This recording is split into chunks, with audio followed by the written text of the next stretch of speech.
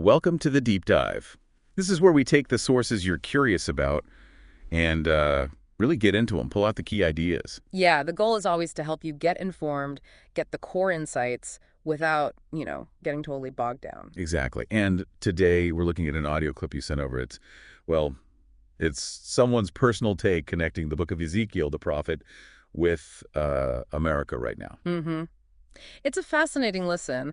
Our mission here is just to understand the argument being made, the parallels this person sees. Right.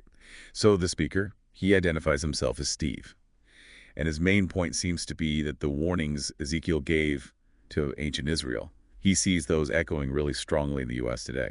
And there's one bit that really stands out, doesn't it? About needing someone, a man, to make a wall and stand in the gap. Yeah, that becomes a central theme. It does. And, Steve says up front he wants to be careful not to take scripture out of context. That's his stated goal. But then he proceeds with his interpretation, applying these ancient verses to current American life. Which is in itself something people often do with scripture, right? Trying to find relevance for their own time. It's how these texts stay alive for many. Okay, so let's get specific. He focuses quite a bit on Ezekiel chapter 22. Verses 23 to 31, I think. That's the main passage, yeah. So what are the connections he's making? How does he see those verses playing out now? Well, he starts with that line about Israel being a land that is not cleansed or rained on in the day of indignation. Okay. He doesn't flesh it out extensively, but the implication seems pretty clear. He's suggesting the U.S. might be in a similar state of, let's say, facing divine disapproval. Then he talks about the conspiracy of her prophets. He reads that as being about problems in society, maybe failed leadership, leaders who've devoured the people, taken treasure, made many widows. Wow, strong language. It is. And it's worth remembering, the original context for Ezekiel was quite specific. The crisis around the Babylonian exile. Steve's applying that framework now. Right. What about the part about the priests? Violating law? Profaning holy things? Ah, yes.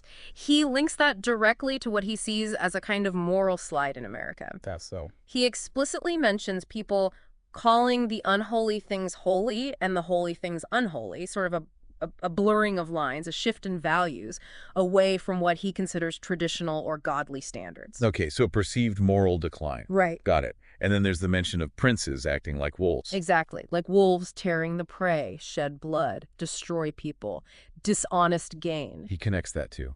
Leaders, politicians today. That's the clear implication. He sees that verse as describing actions motivated by greed or self-interest, causing harm. And it doesn't stop there, right? There's something about prophets giving false visions. Yeah, her prophets plaster them with untempered mortar, seeing false visions and divining lies when the Lord had not spoken.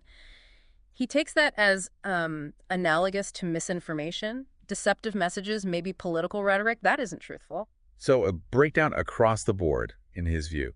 Leadership, moral standards. What about regular people? Does the passage say anything about them that he applies to America? It does. He points to the verse about the people of the land have used oppressions, committed robbery, and mistreated the poor and needy, wrongfully oppressed the stranger. And he sees that reflecting, social injustices happening in the U.S. now, oppression, mistreatment of vulnerable groups. Right. So all this builds up to that key verse, Ezekiel 22.32. Can you remind us what it says and how Steve reads it?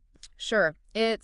So I sought for a man among them who would make a wall and stand in the gap before me on behalf of the land that I should not destroy it, but I found none. Stand in the gap. Yeah, and Steve interprets this very, very specifically for today.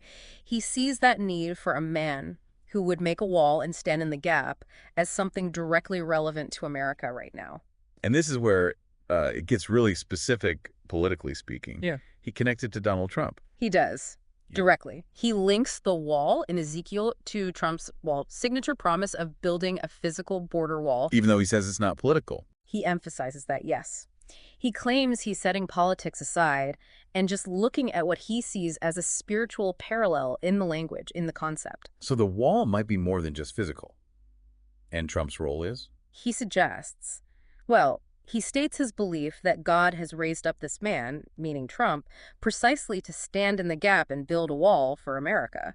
So unlike in Ezekiel's time, where God found no one, Steve is suggesting that now there is someone, namely Trump. That's his interpretation. He's drawing a direct line, suggesting this figure fulfills that role described thousands of years ago. It certainly makes you think about how people interpret ancient texts for modern times. And what's the warning attached if this person isn't, say, elected or supported? The warning is stark. He basically says if America misses this chance, doesn't follow this path he sees laid out, then it faces destruction, like ancient Israel did. It's presented as a very critical, pivotal moment. Wow. Okay, but he doesn't only use Ezekiel, does he? He pulls in another passage, too. That's right. He also brings up Matthew chapter 12, verses 25 to 29. And what's the connection there? That's Jesus speaking, right? Yes. Jesus talks about how a kingdom divided against itself is brought to ruin, and about needing to bind a strong man before you can plunder his house. Okay. How does Steve apply that to the U.S.? The divided kingdom part seems kind of obvious, maybe? Pretty much. He connects every kingdom or every realm divided against itself is brought to desolation directly to the political and social divisions we see in the U.S. He sees it as a signpost towards, well, collapse. And the strong man. Who or what is the strong man in his interpretation? This is interesting. He interprets the strong man being bound as the American people, specifically being stripped of their ability to defend themselves. Defend themselves how? He explicitly mentions gun control efforts. He attributes these efforts, or the idea of them, to the Obama administration, interestingly, and sees that as the binding of the strongman preventing people from protecting themselves, even though, the original context in Matthew is about overcoming demonic opposition.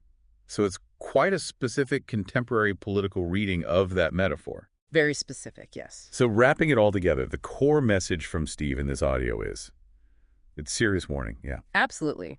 He's convinced America is on a dangerous trajectory heading towards destruction, and he believes these biblical passages, as he interprets them, are a critical warning. And he urges people listening to consider his view of Donald Trump as someone potentially divinely appointed to save the country. That's the essence of it, yes. Consider him as someone raised up to potentially prevent this downfall. It's certainly a powerful way he connects these ancient texts to very current events and figures. Okay, so let's just recap this deep dive. We've looked at this audio source where the speaker, Steve, draws these really significant parallels between the book of Ezekiel, particularly chapter 22, and his view of modern America. Right, focusing on themes like national sin, failures in leadership, social injustice, and crucially, this idea of needing someone to stand in the gap and build a wall. Which he explicitly connects to Donald Trump and his border wall policy, framing it as a spiritual rather than just political parallel.